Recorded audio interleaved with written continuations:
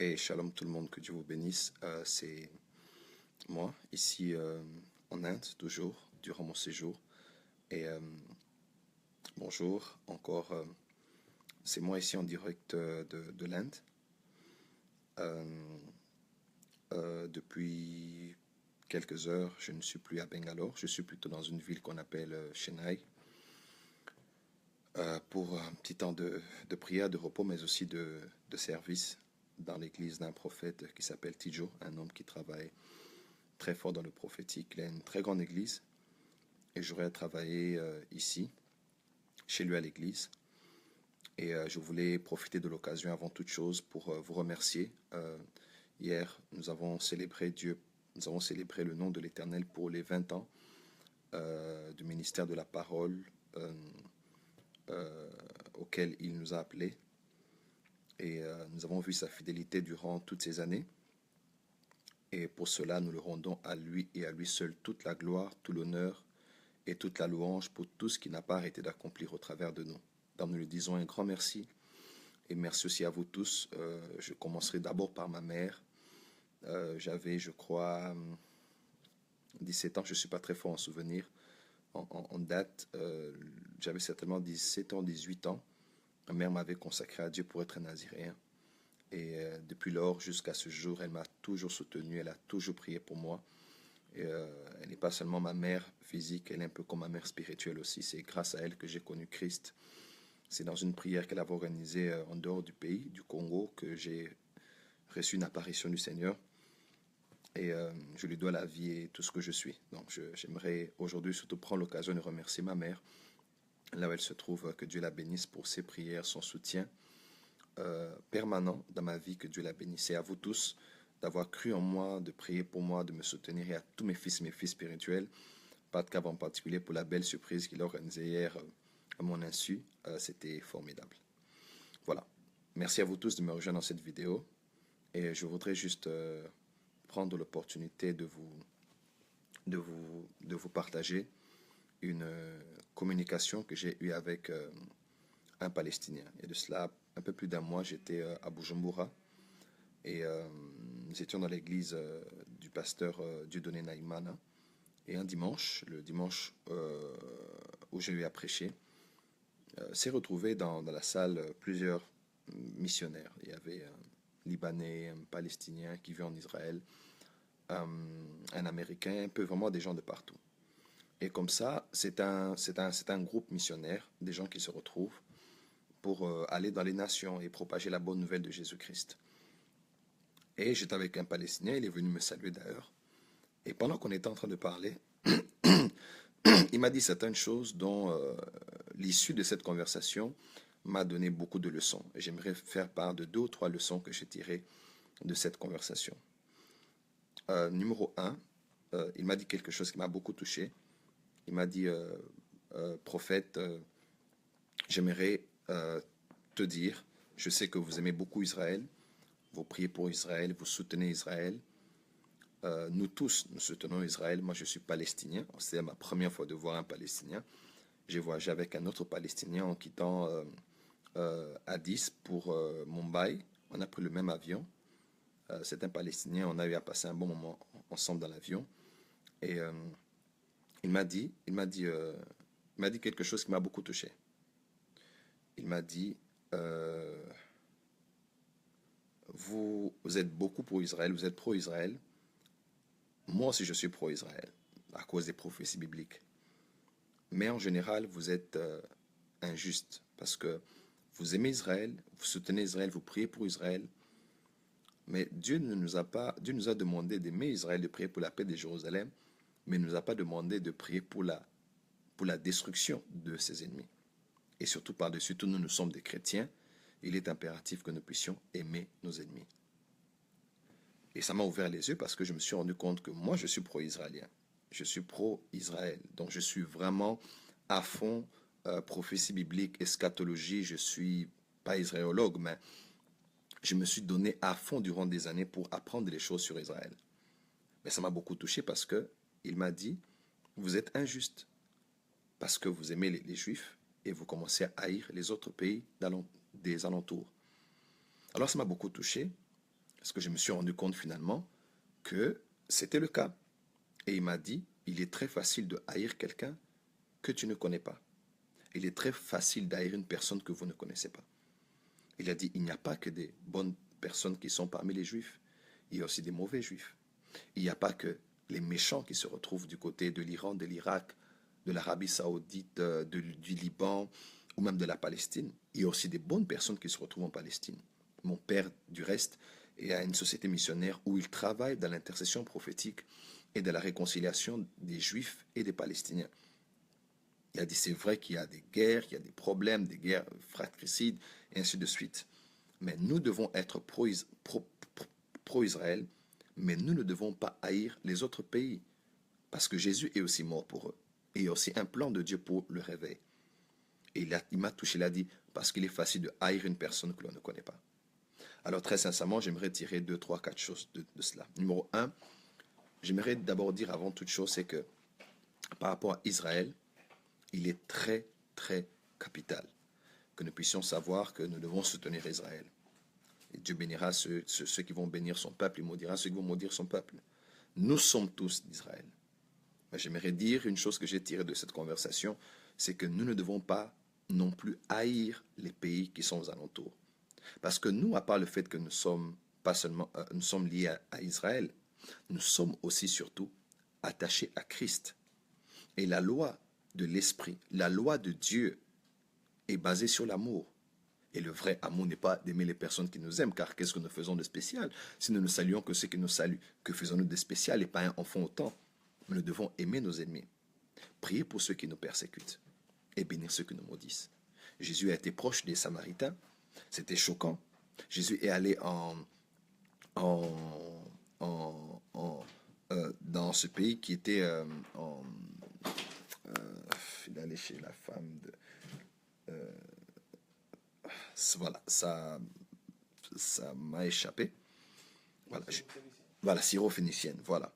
C'était en dehors des frontières d'Israël. Mais Jésus est passé par là pour nous donner déjà des flashs afin de nous faire voir que il n'était pas là que pour les Juifs, bien que le salut vienne des Juifs. Mais il était là aussi pour les Samaritains. Il a d'ailleurs dit, ça commencera à Jérusalem, mais après, en Samarie, en Judée, et jusqu'aux extrémités de la terre. Nous devons prier pour Israël. Nous devons soutenir Israël. Nous devons prendre la part d'Israël par-dessus tout. Mais nous ne devons pas haïr les ennemis d'Israël. Parce que nous sommes enfants de Dieu. Parce que Jésus a besoin aussi des Iraniens, a besoin aussi des Irakiens. Est-ce que vous savez qu'il y a un grand réveil actuellement en Iran? Vous savez qu'il y a un grand réveil actuellement au Pakistan, en Ouzbékistan et en tous les autres pays, tous les stands que vous connaissez. Jésus nous appelle à soutenir Israël, mais surtout à aimer aussi les ennemis d'Israël, à prier pour eux, afin que la bonne nouvelle de Jésus-Christ, la bonne nouvelle de la croix, de la rédemption, puisse les parvenir aussi. Et parler avec ce Palestinien m'avait beaucoup touché parce que je me suis finalement rendu compte qu'ils avaient autant besoin de Jésus-Christ que de nous aussi. La deuxième des choses que j'ai tirées de cette conversation, c'est par rapport à comment nous jugeons les autres. Il m'a dit, il est très facile de haïr une personne que tu ne connais pas. C'est vrai. Nous haïssons les Palestiniens parce qu'en fait, nous ne les connaissons pas. Nous sommes victimes de ce que les médias ont dit d'eux. Pour nous, Palestinien est égal à terroriste méchant et haïssant Israël. Et tous les Palestiniens iront en enfer. Ils vont brûler dans le feu de la guerre. Ce n'est pas vraiment le cas pour nous. Dans la vie, il est important de s'approcher de certaines personnes pour les connaître. Il y a des bons Iraniens. J'étais avec un Iranien, on a voyagé, on allait où comme ça? J'ai voyagé avec un Iranien, on a pris le même avion. Non, voilà. On a quitté Kinshasa pour Addis. C'était un Iranien. C'est la première fois que je vois un Iranien. Il m'a même dit qu'il a été à Lubumbashi, dans mon pays, mais il est beaucoup plus basé en Zambie. Je dis, ah bon? Un Iranien. Mais Jésus les aime. Dans la vie, il est plus sage de s'approcher de quelqu'un pour le connaître que d'avoir des idées préconçues et d'avoir des préjugés sur la personne. Ce n'est pas une bonne chose, parce que ce n'est pas la voie de la sagesse. Aujourd'hui, les médias peuvent faire voir que Trump est le diable, par exemple, mais ils ne vous feront pas voir ce que Trump est en train de faire pour protéger l'Église et élever le nom de Jésus jusque dans la Maison-Blanche. Il a aujourd'hui enlevé tous les indicateurs qui donnaient l'image de l'islam dans la Maison-Blanche. On ne vous fera pas voir cela. On ne vous fera voir que ce qu'on veut que vous puissiez voir. Et finalement, ce qu'on veut que vous puissiez croire. Dans la vie, que ce soit sur une personne, un homme de Dieu, ou quelqu'un de l'université, ou au quartier, ou où que vous soyez, ne soyez pas des personnes toujours poussées à juger les gens selon ce qu'on vous montre ou selon ce qu'on vous expose. Parce que ce qu'on montre sur la personne n'est pas forcément ce qu'elle est toujours. C'est peut-être ce qu'on a envie que vous puissiez voir et que vous puissiez croire que la personne est. Alors la sagesse, c'est de prendre son temps, de pouvoir examiner toutes choses et de poser un jugement après cela.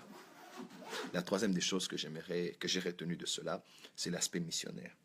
Comment des Palestiniens, des Libanais peuvent venir jusqu'en Afrique afin d'apporter la bonne nouvelle de Jésus-Christ. C'est la perspective missionnaire que nous devons avoir. Moi, je suis congolais, je suis de Kinshasa. Et en général, la plupart des Kinois que je vois me disent toujours, mais prophète, tu n'es pas là, on n'entend plus parler de toi. Prophète, lorsque Dieu t'utilisait ici, prophète, lorsque Dieu faisait des choses avec toi ici. Je leur dis que je ne suis plus ici. Ça fait plus de 5 ans que je ne suis plus à Kinshasa. Pourquoi? Parce que dans la tendance, c'est de croire qu'un homme de Dieu est dans sa saison quand il est dans la même ville que vous. Un homme de Dieu est dans son temps quand il prêche dans les mêmes conférences, dans les mêmes conventions, dans lesquelles on voit les serviteurs de Dieu qui prêchent en général dans cette saison-là. C'est faux. Le corps de Christ n'est pas à Kinshasa. Le corps de Christ n'est pas seulement au Congo, n'est pas seulement en Côte d'Ivoire, n'est pas seulement au Gabon, n'est pas seulement au Cameroun, n'est pas seulement aux États-Unis. Le corps du Christ est partout. Et quand je me retrouve ici, par exemple, en Inde, dans un coin qu'on appelle Chennai, que je ne connais pas, que vous ne connaissez peut-être pas, et je me retrouve dimanche dans une église où les gens ne parlent que leur langue, j'ai oublié le nom de leur langue, et interprété en plus, donc je prêcherai en anglais, on va m'interpréter, je me rends compte de combien le corps du Christ est grand et que le royaume doit être étendu partout. Je suis né en Allemagne, je suis congolais de nationalité, mais je n'appartiens pas au Congo. Tu peux être français, tu peux être française, tu peux être ivoirien, tu peux être sud-africain, quel que soit ce que tu es, centrafricain, tu peux être malien, où que tu sois, malgache, tu es né dans ce pays-là, mais tu n'appartiens pas à ce pays. Jésus a besoin de nous partout. Si un Libanais, un Palestinien peut venir jusqu'en Afrique, pourquoi nous ne puissions aller, pourquoi pas nous pourrions aller partout? Parce que Jésus a besoin d'eux aussi, autant qu'il a eu besoin de nous.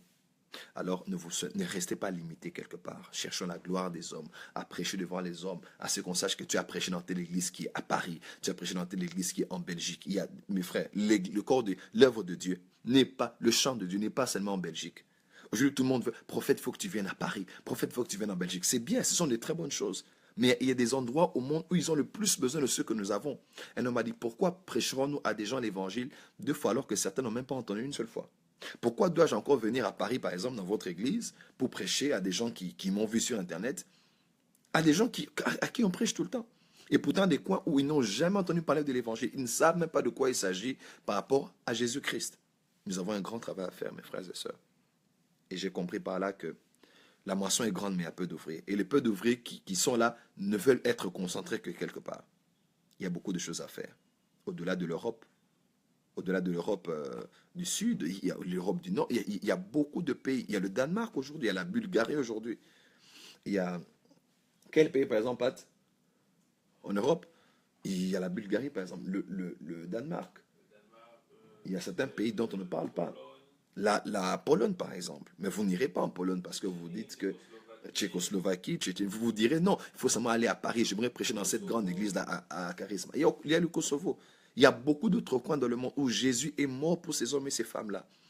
Mais quand la perspective n'est que missionnaire, n'est que ministérielle, n'est que un empire à bâtir, vous allez continuer à tourner en rond dans les mêmes coins. Et vous allez avoir la gloire des hommes, mais pas la gloire de Dieu. La Serbie, par exemple, merci Loboko, Jadal. Ouais, la Serbie. Donc voilà, j'aimerais clôturer mon petit mot juste en vous disant que nous devons aimer les ennemis des Juifs et prier pour eux, afin qu'ils connaissent Christ, parce qu'ils ont besoin d'être sauvés. La Mauritanie, merci beaucoup. Nous avons besoin d'avoir la sagesse de notre manière de juger les autres, mais aussi nous devons penser au royaume qui doit avancer et aux âmes qui doivent être sauvées dans le monde entier. Soyez bénis, portez-vous bien et passez une très bonne journée, très belle après-midi ou très bonne soirée. Ça dépend de l'heure à laquelle vous êtes. Il est midi passé ici. 13h10 ici en Inde, à Chennai. Soyez bénis, portez-vous bien. Je reviendrai peut-être plus tard pour notre vidéo. Nous sommes toujours à Anuka, 2017 et nous continuons, nous allons clôturer le 17 février. Dieu vous bénisse abondamment et merci encore. Partagez la vidéo si cela vous a édifié. Thanks.